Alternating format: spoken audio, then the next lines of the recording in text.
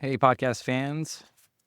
If you are listening to this as one of your first new episodes after the Rising Above T1D event with Risley Health on November 1st, welcome.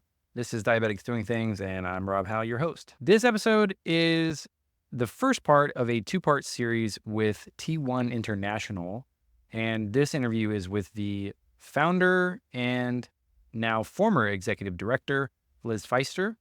And she and I connected prior to her announcing the succession.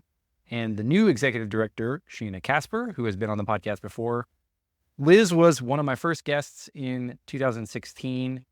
She was one of the first people who made me aware of the struggle of access to insulin and access to the standards of care that we take for granted, probably in the West, for our brothers and sisters with diabetes overseas. In that episode, we actually recorded, and then something happened with the file, and my recording system was not as sophisticated or as easy as it is now, and we lost the file. And Liz lives in the UK and was gracious enough to reschedule and re-record the podcast. So that's a little bit of behind the scenes of the podcast that she and I reminisce about in this episode. She talks about the process of making the decision to step down as the founder and executive director and start the succession planning and choosing the next executive director and the future of T1 International and what that may look like. So please enjoy part one of this two-part series with T1 International executive directors, former executive director and founder of T1 International, Liz. Hello, and welcome back to another episode of Diabetics Doing Things. We're telling the amazing stories of people with diabetes all across the world. My very special guest today was one of the first people who introduced me to the struggles of our brothers and sisters with diabetes in conflict zones, in emerging countries and third world countries, and has been over the last 10 years fighting for insulin access all across the world. She's the executive director of T1 International, Liz Pfeister. Welcome to the show. Hi, thank you. Thanks so much for having me. Going back in time to March 2016, when you were on the podcast for the first time, we had not recorded that many episodes. I think you were episode 6, and recording totally failed. And we had to re-record it. I just remember the first interview, which no one will ever, it disappeared into the ether, was super impactful. But I also remember early on, before really I had any sort of credibility or credentials in the space, you gave your time to re-record that episode. And so all these years later, I appreciate it. Yeah, well, thank you. Yeah, it was great to have that conversation. And I don't remember the duplicative conversation. I just remember it was a good conversation. So yeah, really, really cool to be back and sharing more now. Well, that was 8 years ago. You are celebrating 10 years of advocacy and activism as the leader of T1 International. And earlier this year, I got on the email subscription list, and I got the email announcement that at the end of this year, you are going to be stepping down as the lead of T1 International and moving on to the next thing in your life. And what stuck out to me as a person who is a founder and a person who starts and builds things, how difficult that must have been to A, come to that realization, and B, start to put those pieces of transitional time into place, and the emotional and physical toll and intellectual toll of like building something and that you put so much passion and time into over the years. And so I'd like to talk about that. When did you decide that there was going to be a transition for you in your work, in your life's work at this point as well, a cause that you're extremely passionate about and still will be? But when did you know that it was going to be something that you turned over to a new leader? Right. Really, when I started the organization, my hope and vision, if you can say that, was that would help build something, a movement, an organization, whatever it ended up being, kind of both, and built with many other people and incredible, dedicated volunteers, advocates. It would be not about me, about our community, and that there was a gap that needed to be filled. I looked for ways to try to fill it without starting an organization, but it kind of culminated and seemed like there was a need for that, but always kind of hoped and had this idea that it's not something I would do forever.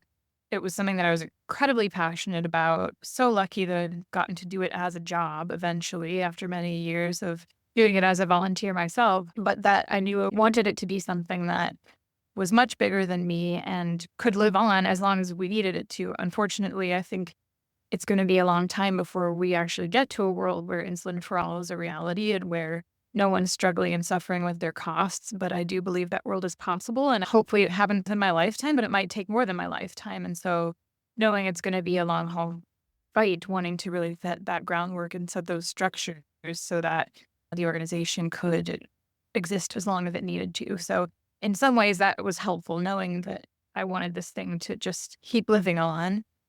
But in terms of the more real practical things, I think it's sort of several years in of being a more formalized, structured organization. Just all the things that come with that, this struggle for funding, the people management, which is a joy and a challenge, and all of the nitty-gritty operations and human resources things, in addition to the actual work that we're doing for and with our community. It's a lot for any one person, especially in a small organization. So yeah, I think I knew a couple years into that I wanted to create a long-term transition plan. And I think I was telling you at one point, setting out a couple years in advance of, okay, this is coming. Let's make sure the organization is prepared and set up for success. And I think and I hope that we are. And it's kind of one of those things that, like starting a business or like starting an advocacy organization or starting a passion project, there sort of is no perfect time. There's always going to be something that needs to be done or another little detail that needs to be addressed. And you just have to do it. You just have to go and sort of jump. And so, yeah, thinking through and talking through the dichotomy of being a founder and somebody who starts things that eventually they finish. And it's good to celebrate the endings of things because it means that something important happened. Although there is often a stigma in the West of quitting and being a word that doesn't get spoken out loud too often in a way of being proud of things. But as we kind of recap the 10 years of advocacy and activism leading T1 International, I'd like to have a framing it of like diabetes, like framing it as highs and lows. So when you think of the highs and the lows of this journey, what comes to mind for you? I know I've said it before, but it continues to ring true. Is this community, the people that I have met and connected with, and that I now call my friends, and that are in this fight together. People with diabetes are some of the most resilient people, and so just getting to experience that resilience, sort of living it myself, but seeing that through people all around the world, I think that is just a high and a thing that has kept me in this for so long. And wins that we've achieved, of course, getting changes to the essential World Health Organization essential medicines list to make sure that different types of insulin are considered essential, which they are. And, policy change, lower insulin prices, some prices in the US, all of those things show that advocacy is absolutely worth it, even if it takes time. And then I guess lows, I think one of the hardest things is just that change isn't happening fast enough. People are dying because they can't access or afford their insulin. And 100+ years after its discovery and first use, that is outrageous. That's what started me in this work and what will stay with me. And I think hopefully stay with those of us in this fight to drive us. I'm taking a break, but I'm not leaving this fight. I'm never going to stop being outraged. And I think for all the things that we want to celebrate and should celebrate, because celebrating your wins, especially in advocacy, is so important. It is something that we need to hold, is this reality that while we're getting more and more advances in technology and maybe working towards a cure, who knows, the stratification between the people who have the best. And I was just listening to your interview with Vivian Nabeta, and you had mentioned a lot of people get CGMs on diagnosis right away in the United States. And there are places where people don't even get diagnosed, let alone get access to testing strips and insulin consistently. So that is a low that exists, has always existed. And hopefully the amount of those and the number of people having more baseline access have been improved over the last 10 years, but we still have a long way to go. I want to talk a little bit about that march. And I love your perspective on this because it brought it up for me earlier when you were talking about how much further we have to go, talking about like in our lifetime. And something for me, like human years, it's very different than business years or policy years or government years, right? And it can be really challenging, especially, and I'm sure we can talk a little bit about advocacy burnout. And I'm sure that you've seen over the years, like many people who come in with a ton of energy and then they realize that this is a really long difficult, arduous type of fight. And there's a lot of other things going on in your life. And so sometimes it's the sustainability of that is difficult. But sometime in peak pandemic era years like 2022, I kind of had this thought comparing the movement of insulin access and insulin affordability in the US, because that's where I live. That's what I have to compare it to LGBTQ plus marriage rights and even the way it's just discussed in the media. And so today you look at the Supreme Court rulings legalizing same-sex marriage in the US in 2016. But I know that there were times in the 70s, 80s where advocates thought this would never happen. And you hear these stories of people who've been partners for decades who weren't able to be publicly together. And so I kind of compared that to, or at least I saw some parallels to, you have to get a lot of people to care. You have to get the right people to influence those policies. And there's real systemic change and reform that has to take place. And still, we hear things and there's still bias, there's still bigotry, there's still, real challenges for the LGBTQ plus community. And I thought of the insulin crisis in that way as like right now, I think there's a really small but very passionate group of people who are continuing to raise that awareness. And yet, in the grand zeitgeist of cultural discussion, it doesn't really crack the top 50, probably. And so, I don't know, thinking of framing it in that way of like, it's still early. It's still early in our advocacy efforts. And I hope as well one day that it will be more widely accepted, whether we get to a cure or not, the day-to-day treatments of life with diabetes for people, not only in this country, but throughout the world, and addressing those inequities. Now, I hope that we as advocates can stay the course and stay rooted to that, because it may take longer than we think, but the grandchildren of the people with diabetes now who need insulin could potentially really benefit from that. Yeah. And I do think that kind of to your point too, there is strength in numbers. And I think it made me think of two things as you were sharing what you were sharing, in that I don't know if I've shared this, but even my own personal journey with diabetes and identifying myself, there's two elements that over time I've really grown and learned. I know when I was growing up, there was a lot of frustration of being compared with someone with type 2 diabetes. And there can become this othering of, well, I'm not type 2. And that's something that my thinking has really shifted on in terms of all the stigma that that diabetes gets in general, but type 2 especially, and how we're much stronger together. And we've really tried to make shifts, even though our name is T1 International.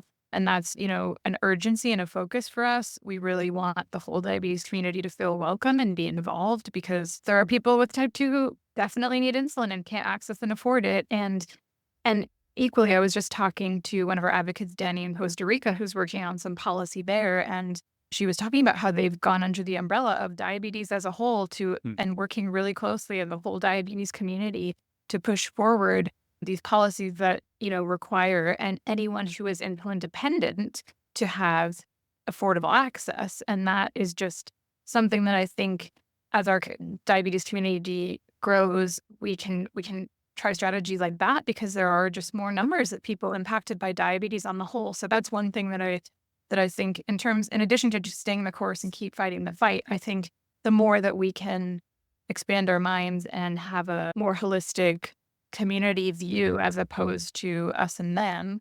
And on that note, we've been doing a lot of conversation within the team about disability justice and identifying whether we identify as people with disabilities. And my thinking has shifted on that as well. There's so much stigma around the word disability. And I think that's why a lot of people with diabetes are afraid to identify or don't want to identify.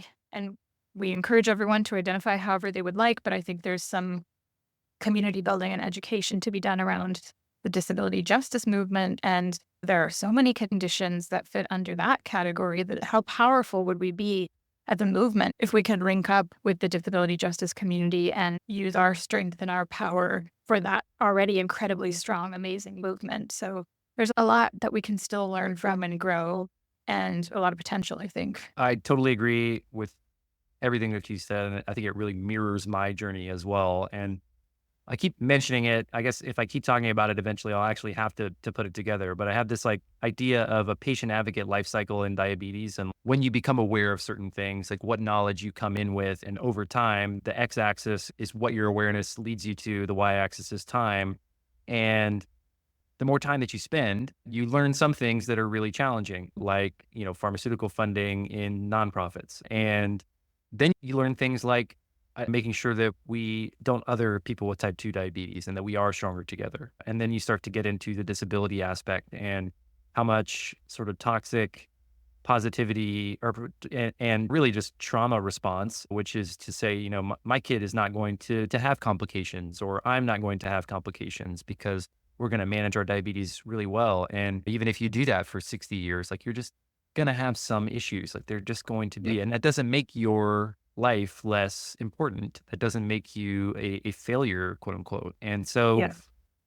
I think that our thinking on that is very aligned. And I think more people are, especially in the small but very passionate diabetes community, are coming around to that as well. You see a lot more discussion about stigma in the open. You see a lot less, well, I don't have type 2 diabetes. I didn't do this to myself. You see fewer of conversations like that going unchecked. I think there are people saying, hey, well, that's not exactly right. And, I think that's where that advocacy is really like one-to-one. That diabetes awareness is really, we are learning it, and then we teach one or two people along the way, and it grows that way. I want to kind of shift that to what do you think the future looks like for T1 International as you, transition out into, and, your diabetes, like you said, is not going away. Your passion for people with diabetes is not going away. But as the organization moves forward, what does the future look like? Yeah. Well, I'm really, really excited because our next executive director is going to be Shaina Kasper, who is our current policy and advocacy director. And I think, the future is much bigger than just who is at the helm. Again, I think I've shared, what has made T1 International is this community and is the learning that I have had and that we have all had together. But leadership is important. And so having someone as passionate and skilled and experienced as Shaina is going to help really keep T1 International there. I don't want to speak too much for her, but she has said something along the line, you know, Liz brought T1 International from like 0 to 60, and she is hoping to, at least maintain that 60, maybe go up to 75, as in what we're doing and have been doing is working well.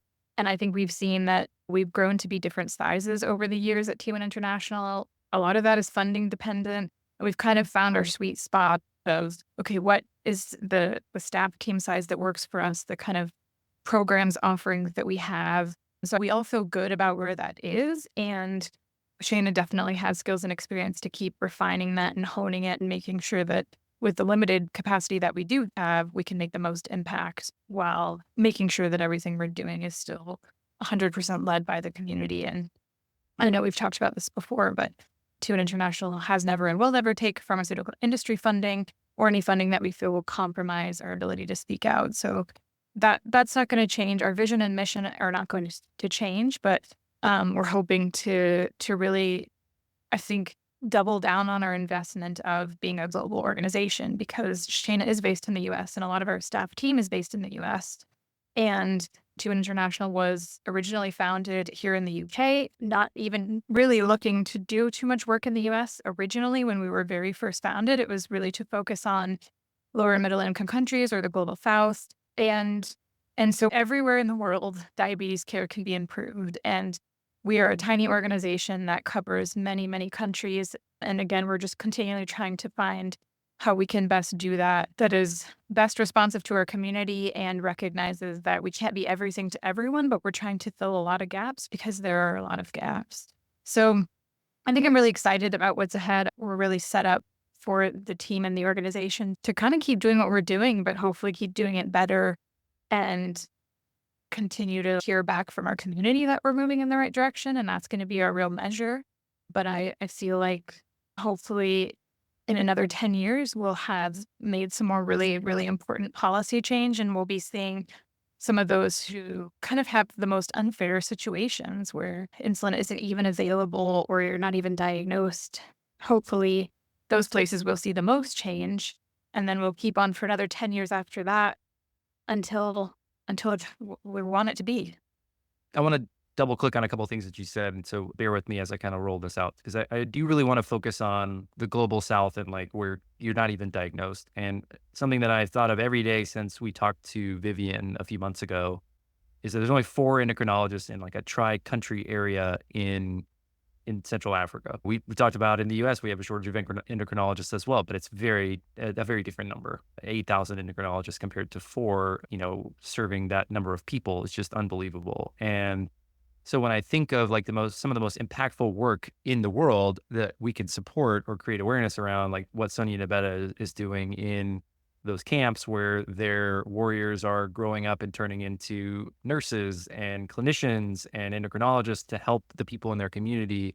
Like I can just think of nothing like more impactful to people like us, because we have all won the genetic lottery of being born in the West to have the resources that we have available compared to our brothers and sisters in the global South. So that's what I want to talk about next is complex issues, especially in conflict zones. Man-made conflict zones is what I heard it described at a diabetes conference, which we're talking about Gaza, Ukraine, Congo, or things like just humanitarian crises like the Beirut blast in 2021, where infrastructure, supply chain is totally gone, and insulin needs don't change when you're talking about stress and you're talking about lack of sleep and you're talking about eating MREs, which are extremely high carb, and having to deal with the challenges like at T1 International, maybe wanting to be able to help people in these areas, but not having either the resources or the pathways or to do that and talk about some of those challenges. Yeah, that's a great topic. And it is tough. Several of the key things that we do are to just try to amplify what's happening and make sure that the voices of those going through those situations or close to those situations, again, we try to do all of that as ethically as possible, because there's a lot of complications too of showing photos and voices of those.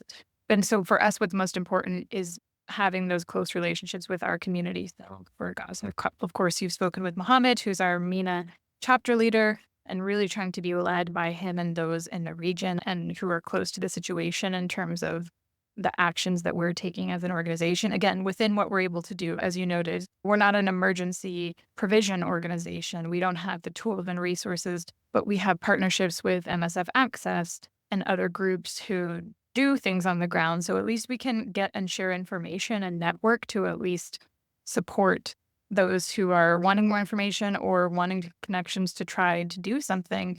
But it is, when you asked about highs and lows, I think these are some of the most difficult circumstances that people with diabetes can be in. And knowing that so many of us just feel incredibly helpless, it makes it hard when the work that we're doing is to create policy solutions and long-term change to either prevent these things from happening in the first place or ensure that there's better provisions in these situations. Like there's these humanitarian aid packages that get put in, and we did some work some years back, kind of early on in the organization, to make sure that those packets included insulin and included different types of insulin. So there are ways in which we can contribute. And again, a lot of that is amplifying calls to action. We have a platform called Action Network where we can put out petitions and things like that to at least try to keep things on the radar. We've done some blog posts throughout time. And again, just a lot of connections being made.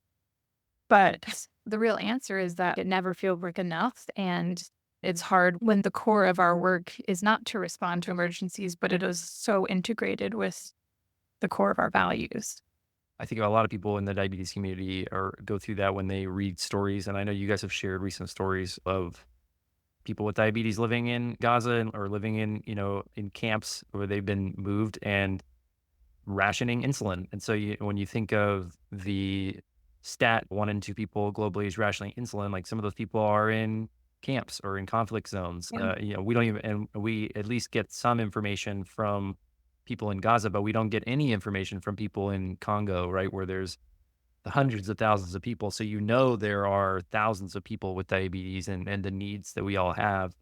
And yeah, I think that is really challenging because the heart of the mission is close to that, is access to those. But then there's these real barriers that prevent immediate response. And I think that's a place where you can start to feel helpless. So how do you guys in the organization stay rooted to that cause, even in those difficult circumstances?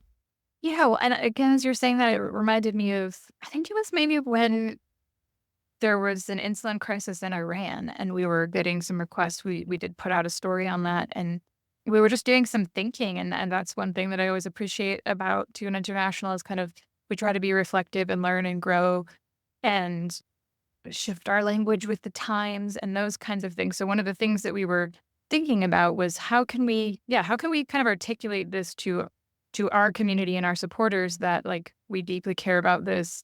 We're not a first responder in these situations, but here's the things we can do to help. And these things that are, as you just noted, like Gaza is getting probably 10 times more attention than the Congo situation. And we don't want to compare too much of, you know, again, not one crisis is more important or awful than the other. They're all horrific and should not be happening.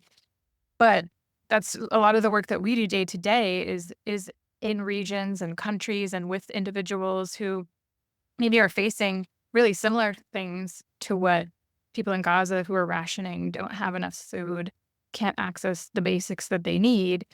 We're doing that around the world in places that, almost never get traction. And so I think it's just I don't have an answer for this, and I might not be articulating it very well, but it's that kind of thing where, of course, we want attention on these horrible things, and we want people to not feel forgotten, and we want to support because it's completely unjust to be in a war zone and not have insulin. And then there's these day-to-day atrocities that will never get the kind of coverage that certain crises get. And how do you get the community to get invested in those things when they're quieter and they're more under the radar? So it's not really answering your question that you asked, but I think that's something that we've been doing a lot of thinking about, and how we can thoughtfully communicate that and hear back from the diabetes community of sort of like what makes you invest in an issue or what is important to you, or those kind of things. And so I think that is also part of what, we do a lot of just conversations. We held a really interesting network call about direct supply donations and advocacy and the sort of different approaches, and why we had guest speakers from organizations about why they take one approach or the other and the difference and importance in those. So I think it's doing what we can where we can and recognizing that it's painful things to think about and work on, but we also can't shy away from it. I think too many organizations and individuals are shying away from it, and that's we need to do better for our diabetes community. Yeah, I think keeping community and people and patients at the front is the way to do that. And yeah, it is extremely challenging. So I want to, going back to your response to sort of the last question about like the future, and you doubled down on and brought up the part of the mission, which is to never accept pharmaceutical funds or funds that would compromise your ability to advocate for patients. Recently, there was some awareness on an earnings call from one of the diabetes insulin manufacturers about an organization, and that the line item on the earnings report was effectively to keep them from criticizing pricing. And when you see that, does it like make you more rooted in the decision to stay independent from that? And because to me, and this, I haven't talked really about this publicly, so here I go, but it was just really embarrassing. First of all, like we can all put our tinfoil hats on for a second, and you're like, okay, well, this is all rigged, and this is all sort of a big conspiracy, and the nonprofits are in bed with the manufacturer, so it's never going to be what it's supposed to be. But when you actually see it written down and read on like a earnings report, which goes into the public record, I just felt like I would never want to be partners with someone who felt that way about the work that I do, and who there was no even PR approved language about advancing the mission or helping people or helping patients or anything like that. It was just a very cut and dry kind of dismissive throwaway comment. And I just felt in that moment, outside of all of the other like funding and all of the other, discussion, I would just never want to be partners with somebody who felt that way about me. Mm. So for you, as you look, funding is always going to be a big part of nonprofits. It's a huge challenge with small organizations. We're intentionally not a nonprofit, so I don't have to deal with as much of that, but that also makes it challenging when you get into patient advocacy and like events and things like that. So Yeah. all that to say, like looking back 10 years on that decision, or even further back, when you saw that sort of headline and that discussion in the community, what did you think about? What did it bring up for you? Yeah.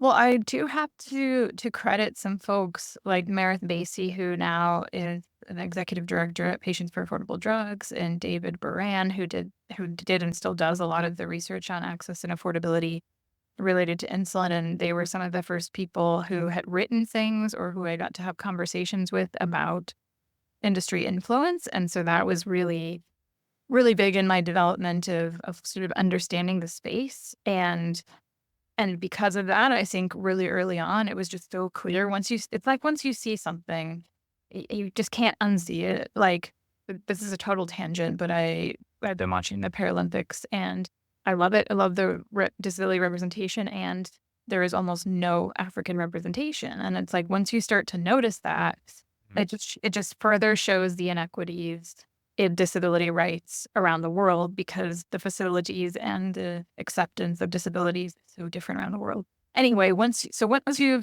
see it, you can't unsee it, and they helped me see that. And so when I was looking for spaces where I could contribute and learning, I mean, as I think you know, I worked for several diabetes organizations before I founded 2 International. So I think I was able to sort of hear that, read that, and then experience it firsthand. Even as a very kind of low-level employee at big diabetes organizations, you could just see sort of the influence of sponsors and things like that. So I think, yeah, it's always been really strong. It's part of, again, why it sort of culminated in, okay, let's start this organization, because there aren't a lot of organizations that are truly completely independent, and any funding is going to have complications. So even a non-pharma funder will have things that you may feel even subconsciously influenced by. I'm not going to pretend that like you can find a perfect funder, but I think to your point about, some ways where we've seen kind of what seems to be blatant, or other cases where it's less blatant, naming that this money is trying to direct what organizations can and can't say. Yeah, I think I don't doubt our decision for 1 second. And I've had to make some really tough decisions because of big losses in funding, letting some incredible staff team members go and things like that.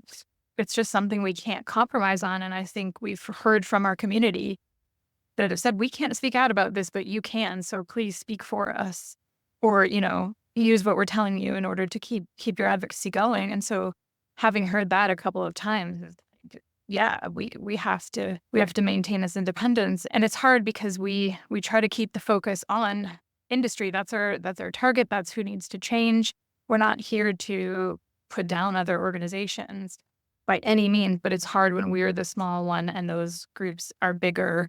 And yeah, they do have a lot more presence and power and money, even if that power and money is coming from big pharma, who's even more powerful and has even more money. And that's kind of where the problem lies. Not a simple thing to address, but important. Okay, let's talk about diabetes advocacy, because I know I want to be respectful of time, and we both got hard stops today. So the busy life of people, running companies. So what do you wish more people knew about diabetes advocacy? This could be people without diabetes. This could be people who are just getting started. What do you wish they knew? I think the big one, which I've heard you mention, and I actually was just chatting with Mohammed, who's in London from Gaza, that it's a long road. It's thrilling when change happens, and that's one of our challenges is as much as we try to let folks know that it takes time, it can, unlike other activities where, sometimes you make a donation and you see that change a lot quicker. Someone goes to school or has a meal or gets their insulin. This is a much slower burn, and it's a lot harder at times because, again, we're going for impacting as many people as possible, and that just takes time. And you also hit a lot of roadblocks and can do things and spend a year on a plan that doesn't reach that goal that you set, and it feels sometimes like, what was the point? But on the other side of that coin, I've worked with people, since day one of 2 International, who maybe didn't achieve their original goal, but the skills that they learned and the moves that they did make have impacted the diabetes community for the better in maybe ways they couldn't even predict. So I know how valuable the work is, but Yeah, burnout is real. And most of us who are doing advocacy are living with or deeply impacted by diabetes. And that means we're a bunch of sick people trying to change the world. And that's hard. Well, and I think you look at all the statistics that we've seen about diabetes distress and mental health and depression statistics within chronic illness communities, diabetes communities, and that's not including people who are, spending their free time and their, side quests and their, non-working hours or even their working hours advocating for people with diabetes. It's very challenging. Yeah. Because I think too, I talked about this a little bit more. I did a side quest in 2023 going on participating in the Diabetes Center Burn Innovation Challenge. And I have seen since the time that we did our first podcast, hundreds of amazing diabetes creators and, advocates, content creators, bloggers, Instagrammers, TikTokers, whatever, their choice was. And I've seen so many of them come and go. And I think you probably have seen it even more on the advocacy side with the volunteers, where you can come in with a lot of energy, with a lot of passion, and burn out because of real issues, like or real just like life getting in the way, like having children or having a family or getting a new job or moving or Yeah. whatever the case may be. Like all of those are real things that prevent you from staying the course in some ways. And I think where I've changed a lot since the first time that we talked is understanding. I think I joke with my friends and my wife about, it sounds like I'm just aging in like a really difficult time period. So like, we're in the modern era where, just realizing that I'm never going to wake up one day and be master of the universe. I'm never going to wake up one day and every single issue for people with diabetes across the world is going to be solved. And that sort of relieves me from any pressure of having to live up to that. And I Hmm. think when you think about the longevity of any kind of work, going back to in the West, right? The most simple fable of like the tortoise and the hare and like just continuing to show up and not Yes. getting attached to results and just finding love in the journey and in the work.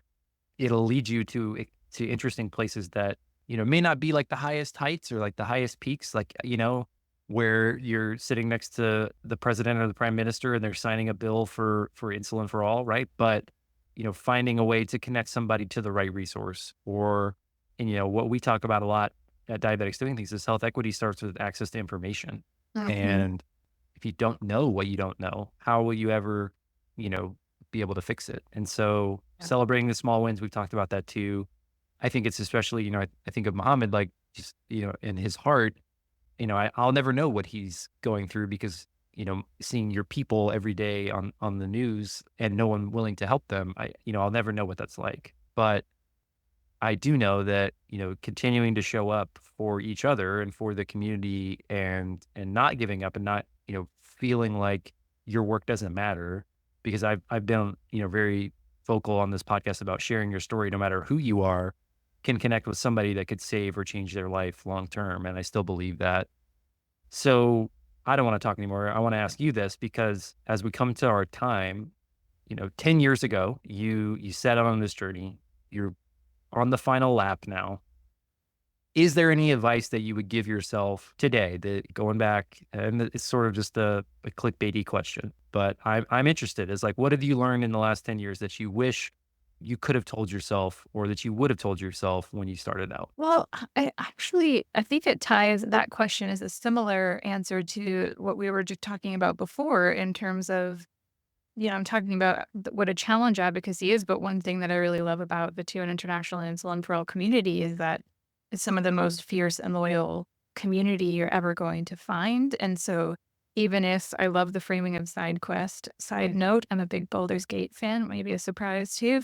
But yeah, if you come in on your side quest, it may become your main quest, or maybe it is something that you dip in and out of, but that community is gonna be there for you no matter what. And I think that is something that is hugely valuable because as you're saying, big or small, whatever level you end up ending on or continuing on, the space that we've created is one that I think and hope really recognizes again that we're all living with diabetes in addition to probably other things.